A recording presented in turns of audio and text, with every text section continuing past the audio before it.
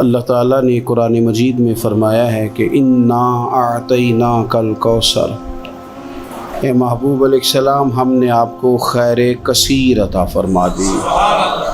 فصلی لربک وانحر، پس آپ اپنے رب کے لیے نماز پڑھیں اور قربانی کریں۔ ان شانئک ھو الابتر، بے شک آپ کا دشمن ہی بے نام و نشان ہے۔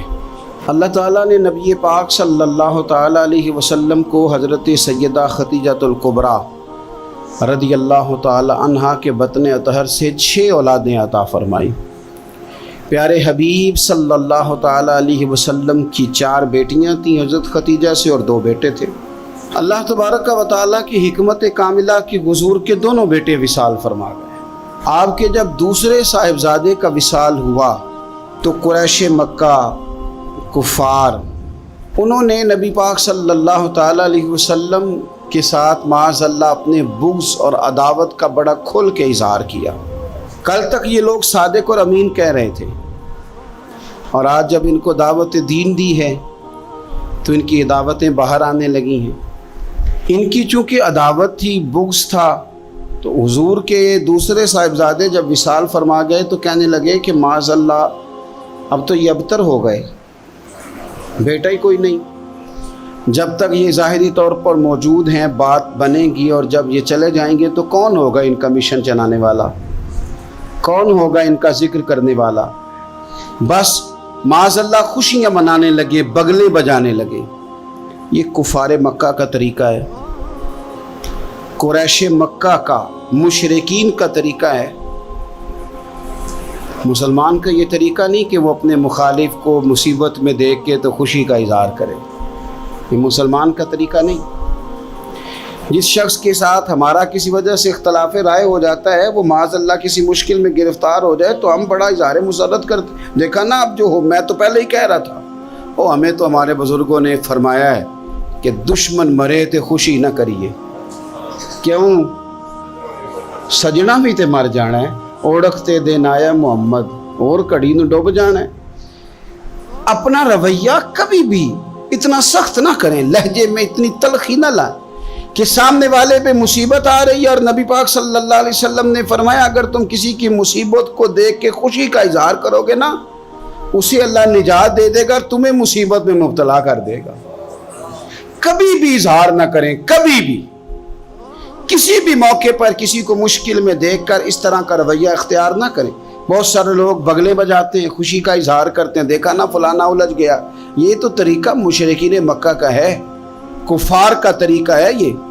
حضور صلی اللہ علیہ وسلم کے صاحبزادے کا وصال ہو گیا تو کہنے لگے دیکھا نا، ہم نہ کہتے تھے اب کون ذکر کرے گا، اب کون نام لے گا؟ جب انہوں نے یہ لفظ کہے تو میرے اللہ نے قرآن مجید نازل فرمایا، اتنی حسین انداز میں، اتنی سونی صورت، فرمایا انا اعطیناک الکوثر، محبوب ہم نے آپ کو خیر کثیر عطا فرما دی ہے۔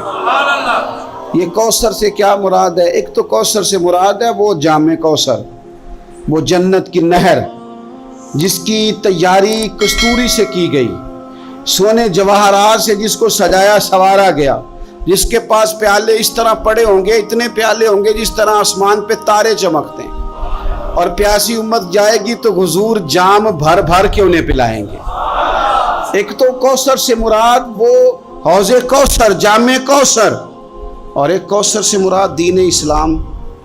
مفسرین فرماتے ہیں کوثر سے مراد قرآن پاک، کوثر سے مراد اس امت کو دیے گئے وہ احکام کہ جو کرنے میں آسان ہے اور اجر ان کا زیادہ ہے۔ کوثر سے مراد نبی پاک کے معجزات، اسی کوثر سے مراد رب فرماتے حبیب انا اعطیناک الکوثر، جس طرح کی اولاد آپ کو دی ہے کسی کو نہیں دی۔ آپ کی بیٹیاں، آپ کے نواسے، آپ کے شہزادے، انا اعطیناک الکوثر۔ کیا شان ہے سیدہ زینب کی، کیا شان ہے حضرت رقیہ کی، کیا شان ہے ام کلثوم کی، سیدہ طیبہ طاہرہ ام کلثوم کی، کیا شان ہے سیدہ فاطمہ الزہرا کی، کیا مقام ہے مولا علی شیر خدا، کیا رتبہ ہے امام حسن کا، کیا مقام دیا ہے اللہ نے امام علی مقام امام حسین کو۔ ایک کوثر سے مراد حضور کی اولاد. مفسرین فرماتے ہیں کوثر سے مراد رب فرماتا ہے محبوب جس طرح کے صحابہ آپ کو دیے ہیں نا, دنیا ڈھونڈے گی بھی تو صدیق اکبر جیسا نہیں ملے گا. زمانہ تلاش بھی کرے تو فاروق اعظم جیسا پا نہ سکے. حضرت عثمان غنی کی مثال دوبارہ نہ ملے گی. اور قیامت تک میدان بھی سجیں گے, جنگیں بھی ہوں گی, لیکن چرچے اور تذکرے مولا علی شیر خدا کی تلوار کے کیے جائیں گے. حضرت عبداللہ ابن عباس فرماتے ہیں کوثر کا معنی ہے حبیب آپ کو خیر کثیر عطا کر دی, اور کریں گے نہیں کر دی, کریں گے نہیں کر دی, دے دی محبوب خیر کثیر, آپ کو خیر کثیر دے دی. اب آپ پتہ کیا کریں, فصلی لربک, آپ اپنے رب کے لیے نماز پڑھیں. اس کا شکرانہ یہ ہے کہ آپ نماز پڑھیں, ونحر اور قربانی کریں. اللہ نے خیر کثیر دے دی, اب شکرانے میں نماز پڑھیں اور قربانی کریں. ان شانیک هو الابتر, آپ کا دشمن جڑ کٹا ہے. ابتر عربی میں اس جانور کو بھی کہتے ہیں جس کی دم کٹی ہوئی ہو.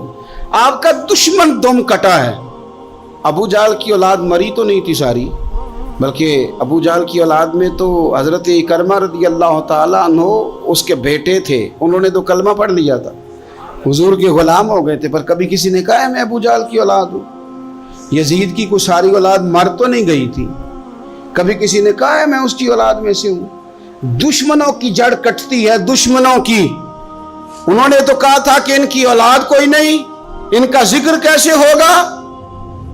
دنیا کے کسی کونے میں بھی چلے جاؤ, ہر جگہ تمہیں سید ملیں گے, سادات ملیں گے. اور جہاں تک ذکر کی بات ہے وَرَفَعْنَا لَكَ ذِكْرَكَ, اللہ فرماتے ہیں حبیب ہم نے آپ کی خاطر آپ کے ذکر کو بلندیاں عطا فرما دی.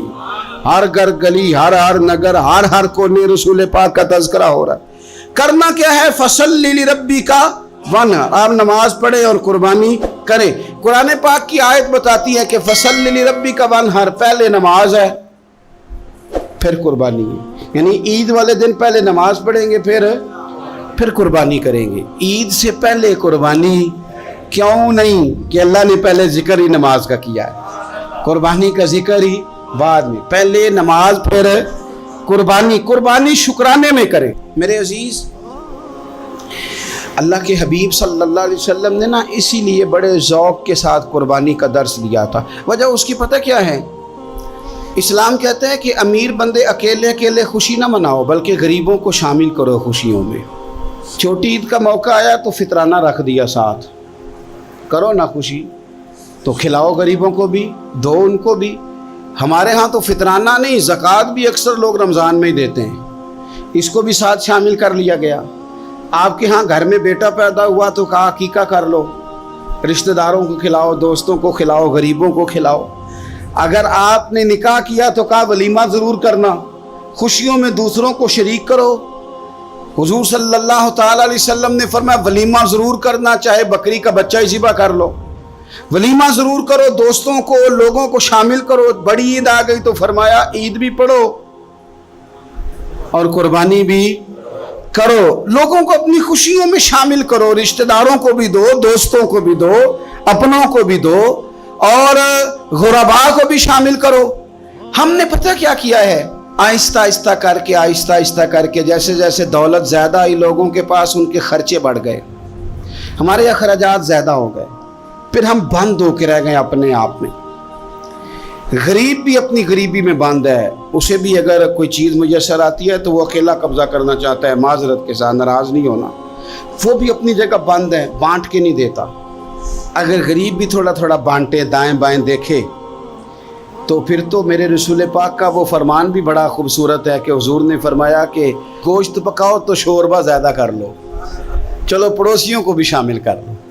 تو غریب بھی اگر شوربہ زیادہ کر لے تو وہ بھی اس معاملے میں تو آگے. امیر نے کیا کیا ہے, امیر نے دوستیاں بھی امیروں سے لگا لی, تعلقات بھی امیروں سے بنا لیے, اینک بھی امیری کی لگا لی, اسے نظر ہی کچھ نہیں آتا. آپ صدقات کریں, خیرات کریں. میرے نبی پاک صلی اللہ تعالی علیہ وسلم حضور فرماتے ہیں جب تم صدقہ دیتے ہو نا اللہ تبارک و تعالیٰ بے نیاز ہے ہر چیز سے، لیکن جب تم صدقہ دیتے ہو تو اللہ تعالیٰ اپنے دائیں دستے قدرت میں تمہارا صدقہ لیتا ہے۔ اللہ ہاتھوں سے پاک ہے جو اس کی شان کے لائق، اللہ اپنے دستے قدرت میں تمہارا صدقہ لے لیتا ہے۔ اور فرمایا جس طرح تم اپنے گھر میں بچڑا پالتے ہو نا، اس طرح رب تمہارے صدقے کو پالتا ہے، تمہارے صدقے کو اللہ پالتا ہے۔ شارحین حدیث کہتے ہیں یہ پلا ہوا صدقہ ملے گا تمہیں قیامت والے دن، اور یہ صدقہ دینے سے آپ طاقتور ہو جائیں گے، غریب کی مدد کرنے سے طاقتور ہو جائیں گے، آپ مضبوط ہو جائیں گے، آپ جرری ہو جائیں گے، دلیر ہو جائیں گے۔ آپ چھپا کے صدقہ کر کے تو دیکھیں، روح طاقتور ہوگی، دل طاقتور ہوگا، سینہ طاقتور ہوگا، آپ کے مزاج میں روشنی آئے گی۔ کسی غریب بہن بھائی کو دے کے تو دیکھیں تو صحیح، جب اس کے آنسو بہتے ہیں تو یوں لگتا ہے کہ ان ایک ایک آنسوؤں کے قطرے میں 1 کروڑ دعا شامل ہے۔ یہ کام کرے تو صحیح، پر ہمیں بھولتا جا رہا۔ گاؤں سے آ کر پڑھنے والے بھول ہی گئے کس کی ماں نے کتنا زیور بیچا تھا، بھولتا جا رہا ہے۔ میرے نبی پاک صلی اللہ تعالی علیہ وعلا آلہ وصحبہ وبارک وسلم، حضور نبی پاک صلی اللہ تعالی علیہ وسلم فرماتے ہیں زمین اللہ نے پیدا کی تو زمین ہلنے لگی، اللہ تعالیٰ نے میخیں بنا کے، قلعے بنا کے پہاڑ زمین کے اندر لگائے، پیوست کی۔ فرشتوں کو بڑا تعجب ہوا کہ شاید سب سے طاقتور مخلوق ہی پہاڑ ہے۔ اللہ نے لوہا پیدا کر دیا، پہاڑوں کو گویا کاٹ کے رکھ دیا۔ فرشتے سمجھنے لگے سب سے زیادہ طاقتور ہی لوہا ہے۔ اللہ نے آگ پیدا کر دی، لوہا بھی پگھلا دیا۔ فرشتے سمجھنے لگے شاید سب سے زیادہ طاقتور آگ ہے، رب نے پانی پیدا کر دیا، آگ بھی بجھا کے رکھ دی۔ فرشتے سمجھنے لگے سب سے طاقتور شاید یہ پانی ہے، رب کریم نے ہوا دکھائی، ہوا نے پانی کا رخ بدل دیا۔ فرشتے بار بار تعجب کر رہے تھے تو رب کریم نے فرمایا کتنا کچھ سوچو گے، میں تمہیں بتا ہی نہ دوں سب سے زیادہ طاقتور کون ہے؟ یا اللہ بتایا جائے تو فرشتوں کو میرے رب کریم نے فرمایا ان ساری چیزوں سے زیادہ طاقتور تو میرا وہ بندہ ہے جو سیدھے ہاتھ سے صدقہ دیتا ہے اور دوسرے کو پتہ بھی نہیں چلنے دیتا۔ وہ بڑا طاقتور ہے، وہ بڑا مضبوط آدمی ہے۔ وہ عید کی نماز پڑھنے جب نکلو نا، پلٹ کے ذرا لوگوں کے کپڑے ایک دفعہ دیکھ ہی لینا۔ جب عید والے دن صبح آپ نکلا کریں تو ذرا دیکھ ہی لیا کریں کس کس کا رنگ کیا ہے، آپ تھوڑا غور ہی کر لیا کریں۔ لیکن ہم نا اپنی ذاتوں میں اتنے مست اور محو ہو جاتے، خدا مجھے ایسی خدائی نہ دے کہ اپنے سوا کچھ دکھائی نہ دے۔ تھوڑا سا نیچے اتریں، تھوڑا سا لوگوں کا خیال کریں، تھوڑا سا آپ دیکھیں اسی وطن کے اندر کچھ لوگ ایسے ہیں جن کی غریبی انہیں پریشان کرتی ہے اور ان کی خودداری انہیں آمادہ کرتی ہے، وہ کشکول طلب بھی نہیں پھیلاتے۔ آپ خود سے تلاش کریں، آپ خود سے ڈھونڈیں، آپ مدد کا ذہن بنائیں، آپ دینے کا ارادہ کریں۔ دیکھیں میرا رب بڑا ہی کریم ہے۔ اور میرے نبی پاک علیہ الصلوۃ والسلام نے فرمایا یہ جو سخاوت ہے نا، اس کی جڑیں جنت میں ہیں۔ اس نے سخاوت تھام لی، گویا اس نے تھام لیا وہ درخت جس کی جڑیں جنت میں، اور یہ جو کنجوسی اور بخیلی ہے نا، بخیلی، اس کی جڑیں جہنم میں۔ اس نے اس کو تھام لیا، اس نے دوزخ کو تھام لیا۔ میرے رسول پاک صلی اللہ تعالی علیہ وسلم نا کھانا کھلانے میں بڑے راضی ہوتے تھے اور حضور ترغیب دیتے تھے کھانا کھلانے کی۔ اگر یہ فکر جو حضور نے بیان کی، یہ فکر ہمارے مزاج کا حصہ بنے تو دیکھیں کس طرح بات آگے بڑھتی ہے۔ اصحاب صفہ بیٹھے، انہوں نے کھانا کھانا ہے تو نبی پاک صلی اللہ تعالی علیہ وسلم فرمانے لگے جس کے پاس 2 لوگوں کا کھانا ہے نا وہ 3 کو ساتھ لے جائے، اور جس کے پاس 3 کا کھانا ہے وہ 4 کو ساتھ لے جائے، جس کے پاس 4 کا کھانا ہے وہ 6 کو ساتھ لے جائے۔ فرمایا 2 کا کھانا ہے تو 3 کو وہ پورا آئے گا۔ ہمارے ہاں اگر اعداد و شمار اکٹھے کیے جائیں نا تو ہمارے ہاں جتنا کھانا ضائع ہوتا ہے شادی پہ، بیاہ پہ، ولیمے پہ، عقیقے پہ، دعوت پہ، وہ ضائع ہونے والا کھانا اگر جمع کر دیا جائے تو کتنے غریب لوگ ہیں۔ جن بیچاروں کو ہم اچھے کھانے میں شریک کر سکتے ہیں اور وہ بہترین غذا استعمال کر سکتے ہیں. کیوں کہ فرمایا 2 کا 3 کھا لو, 3 کا 4 کھا لو, 4 کا 6 لوگ کھا سکتے ہیں. اس سوچ کو جو سوچ رسول پاک نے عطا فرمائی, تو آپ دیکھ سکتے ہیں کتنے سارے لوگوں کو کھانا میسر آتا ہے. ہم نے اب کیا کیا ہے, ہم نے دعوتیں بنائی ہیں تو امیروں کی, تحفے دینے ہیں تو دعوتیں بھی امیروں کی ہیں, اور ہمارا اٹھنا بیٹھنا بھی. تو ہر چیز میں ہم نے لیول بدل لیا ہے. میں بار بار گزارش کرتا ہوں کہ واپس لوٹیں. آپ ان جگہوں پہ آئیں جو جگہ ہماری اصل ہے, جو ہمارا بنیادی کام ہے. میرے نبی پاک صلی اللہ علیہ وسلم نے فرمایا وہ دعوت ملعون ہے, لعنتی ہے, جس میں امیروں کو بلایا جائے اور غریبوں کو نہ بلایا جائے. آپ نے جھڑکی کوئی نہیں دینی. جب کوئی دروازے پہ گوشت لینے آ جائے, کھانا لینے آ جائے, کسی موقع پر کچھ لینے آ جائے تو جھڑکنا نہیں. آپ کا لہجہ ٹھیک ہو. کپڑوں کی دعوت نہ کریں, آپ گاڑیوں کی دعوت نہ کریں, انسانوں سے پیار کریں, اللہ کے بندوں سے محبت کریں. آپ دیکھیں کہ غرباء کے ساتھ جب آپ کا رویہ ٹھیک ہو جائے گا تو اللہ تعالیٰ آپ کو بڑے بڑے نصیبوں سے, بڑے بڑے رنگوں سے اللہ تعالیٰ آپ کو نوازے گا. میرے نبی کریم صلی اللہ تعالیٰ علیہ وسلم سے ابو جہل نے, ابو لہب نے مطالبہ کیا تھا کہ ہم آپ کے ساتھ بیٹھنا چاہتے ہیں, پر جب بھی آتے ہیں یہاں بلال حبشی بیٹھے ہوتے ہیں, صہیب رومی بیٹھے ہوتے ہیں, یہ غریب لوگ بیٹھے ہوتے ہیں, تو ہمارے اسٹیٹس کے لوگ بیٹھیں گے تو پھر ہم آئیں گے, ورنہ نہیں آئیں گے. رب رسول کا فیصلہ کیا آیا, فرمایا تم نے بیٹھنا ہے تو بیٹھو, نہیں بیٹھنا تو نہ بیٹھو. بلال یہی بیٹھے رہیں گے, صہیب یہی بیٹھے رہیں گے, عمار بن یاسر یہی بیٹھیں گے, سلمان فارسی یہی بیٹھیں گے. غرباء اسی مقام پہ رہیں گے, ان کو اٹھایا نہیں جائے. تو آپ یہ عید کا جو موقع ہے, چھوٹی ہو یا بڑی ہو, اس کے بعد جتنے مواقع ہیں, اپنے غرباء کو نہ بھولیں. اور آپ کو پتہ ہے رشتہ دار سے صلہ رحمی کریں تو ڈبل ثواب ملتا ہے. اگر رشتہ دار غریب ہو تو ایک غریب کو دینے کا, ایک رشتہ نبھانے کا ڈبل اجر ملتا ہے. ہمارے اپنوں میں, بہن بھائیوں میں, چونکہ چھوٹی چھوٹی باتوں سے ناراضگی ہو جاتی ہے, اور وہ چھوٹی چھوٹی باتیں پھر اختلاف کا سبب بن جاتی ہیں. ان چھوٹی باتوں سے ہم ایک عقیدے کا, نظریے کا کسی جگہ اختلاف ہو تو بات اور ہے, لیکن چھوٹے چھوٹے ویسے مسائل گھروں میں ہو جاتے ہیں تو ہم ان مسائل کی بنیاد پر اتنے دور ہو جاتے ہیں. اتنا وہ بد عقیدہ ہوا, نہ دین چھوڑ گیا, نہ کوئی اور مسئلہ ہوا, لیکن ہم نے اتنی دوریاں کر لیں کہ بہت سارے لوگ ہمارے دسترخوان سے کھا رہے ہیں, بہت سارے لوگ ہیں جو ہماری جیب سے پل رہے ہیں, پر ہمارے اپنے ہم سے دور ہو گئے, ان کو ہم قریب نہیں کرتے. تو بھائی جس سے بھی آپ کا لین دین بڑھے گا, کہیں نہ کہیں تو کمزوری ہو ہی جائے گی. اپنوں کو اپنوں سے دور نہ کریں, انہیں دیں, انہیں نوازیں, ان کا خیال کریں. میرے نبی پاک صلی اللہ تعالیٰ علیہ وسلم نے فرمایا جو چاہتا ہے رزق بھی زیادہ ہو, عمر بھی لمبی ہو, وہ اپنے رشتہ داروں سے اچھا سلوک کرے. عید کے موقع پہ جن لوگوں کی ہمیں بڑی ضرورت ہوتی ہے نا, ان میں ایک اہم کردار کسائی کا ہے. صرف کسائی کو نہیں جلدی ہوتی, ہمیں بھی جلدی ہوتی ہے کہ تو آ بھی جلدی اور اس کو بنا بھی جلدی.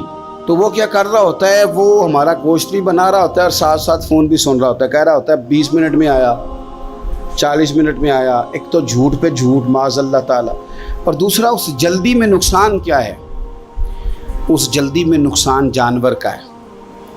جلدی سے اس کی کھال اتار دیں گے. بہت ساری جگہوں پہ جانور ٹھنڈا ہی نہیں ہوتا پوری طرح, اور فٹافٹ کرتے ہیں لوگ. یہ صرف کسائی کا مسئلہ نہیں ہے, ہمارا بھی مسئلہ ہے, ہمیں بھی جلدی ہے. میرے نبی پاک علیہ السلام فرماتے ہیں تمہارا رب تمہیں ہر معاملے میں احسان کرنے کا حکم دیتا ہے. فرمایا جانور کو اچھے طریقے سے ذبح کرو, اسے آرام پہنچاؤ, اس کو سلیقے کے ساتھ. ایک شخص نے بکری کے اوپر اپنا پیر رکھا ہوا تھا اور ساتھ ہی چھری تیز کر رہا ہے. نبی پاک صلی اللہ تعالی علیہ وسلم نے فرمایا تم اسے 2 موتیں دینا چاہتے ہو, 2 دفعہ مارنا چاہتے ہو اس بکری کو, یعنی تم پہلے چھری کو تیز نہیں کر سکتے تھے. اچھے طریقے سے اس کو آپ, اور مہربانی فرمائیں اناڑی لوگ یہ کام نہ کریں, وہ جانوروں کو تکلیف دیتے ہیں, جانور اذیت میں آ جاتے ہیں. بالخصوص میں نے چند مقامات پہ اونٹ کو نہار کرنے والے لوگوں کو دیکھا ہے. بڑی زیادتی کی، جانور تکلیف میں آتے ہیں، بڑی بڑی دیر تکلیف میں رہتے ہیں. آپ تھوڑا سا، اسلام نے 3 دن رکھے ہیں، پورے 3 دن رکھے ہیں. تو کس لیے رکھے ہیں؟ کہ آپ آرام کے ساتھ، سکون کے ساتھ اپنے جانور کو ذبح کریں. تو جلدی کا ہے. اللہ تبارک و تعالی جو قربانی کرنے جا رہے ہیں ان کی قبول فرمائے، اور جو رہ گئے اس سال، اللہ اگلے سال انہیں بڑی بڑی توفیق عطا فرمائے.